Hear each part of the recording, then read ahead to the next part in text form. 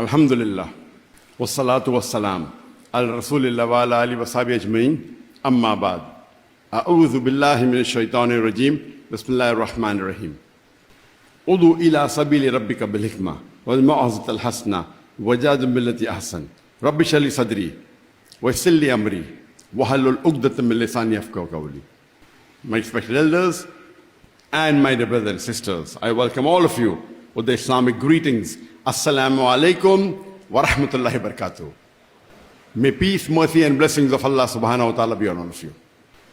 It's a pleasure and honor for me to be in Kenya, especially Mombasa.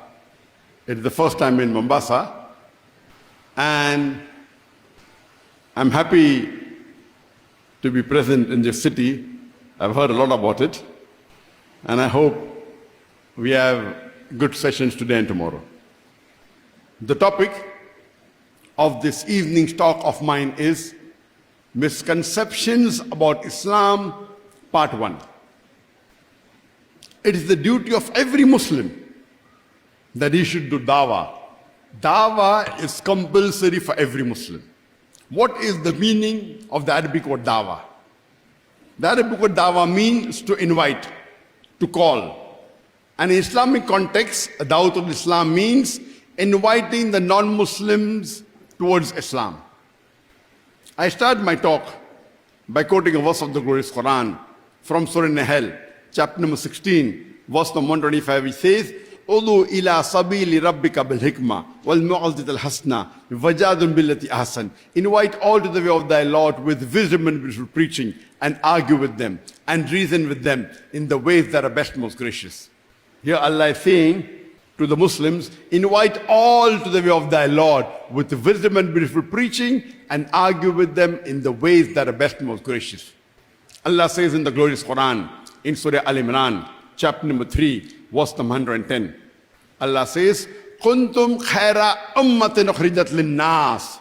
O ye Muslims, ye are the best of peoples evolved for mankind. Allah is giving us an honor. Is calling us Muslims as khaira ummah, the best of peoples evolved for mankind. Allah is giving us an honor. Whenever there is honor, it is always followed up a responsibility. For example, in a school, a principal has got more honor than a teacher. A teacher has got more honor than a clerk. Similarly, in a school, the principal has got more responsibility than a teacher. A teacher had got more responsibility than a clerk. There is no honor without responsibility. So in this verse of the Quran in Surah Imran chapter 3 verse 110, Allah is calling us Muslims as khaira ummah, the best of peoples. Don't you think we have a responsibility? The reply is given in the same verse. Allah continues and says, Ta'miruna bil ma'rufi wa tanhuna 'anil munkar wa tu'minuna billah. Because we enjoin what is good and we forbid what is wrong and we believe in Allah. Allah is calling us the khaira ummah because we Muslims are supposed to enjoin what is good and forbid what is wrong and believe in Allah. If we do not enjoin what is good and if we do not forbid what is wrong, we aren't fit to be called as khaira ummah. We aren't fit to be called as Muslims. Doing dawah, conveying the message of Islam to non-Muslim is a fard. And Allah says in Surah Al-Asr, chapter number 103, verse number 1 to 3. It is known as Rahe-Nijat, the path to salvation. Allah says, Wal Asr. Allah is taking the oath of time. And is saying, by the token of time, Innal insana lafi khusr. Man is verily in a state of loss, in khasara.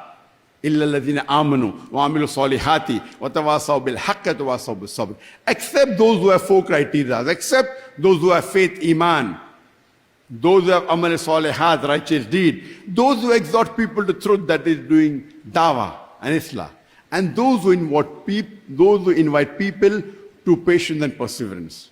So according to Surah Al-Asr, for any human being to go to Jannah, there are minimum 4 criteria required. Iman, righteous deed, watawasaw bil haqq, inviting people to truth, that is dawah, and inviting people to patience and perseverance. If anyone is missing under normal circumstances, you shall not go to Jannah. You may be a very good Muslim. You may be praying 5 times a day. You may be having mark on the forehead. You may be fasting in the month of Ramadan. You may be giving zakat. You may have gone for Hajj.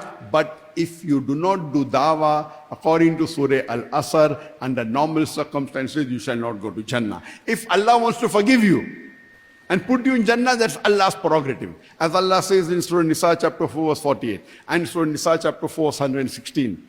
If Allah pleases, He may forgive any sin. But the sin of shirk, He'll not forgive. So if Allah wants to forgive you and put you in Jannah, that's Allah's prerogative. But under normal circumstances, if you don't do dawah, you shall not go to Jannah. Only dawah is also not sufficient. All 4 are equally required. Iman, faith, amal salihat, righteous deed. Allah watawasaw bil haq, inviting people to truth, doing dawah, and watawasaw bi sabr, inviting people to patience and perseverance. All 4 are equally important for you to go to Jannah. So this was in short telling you that dawah is for every Muslim, man or woman.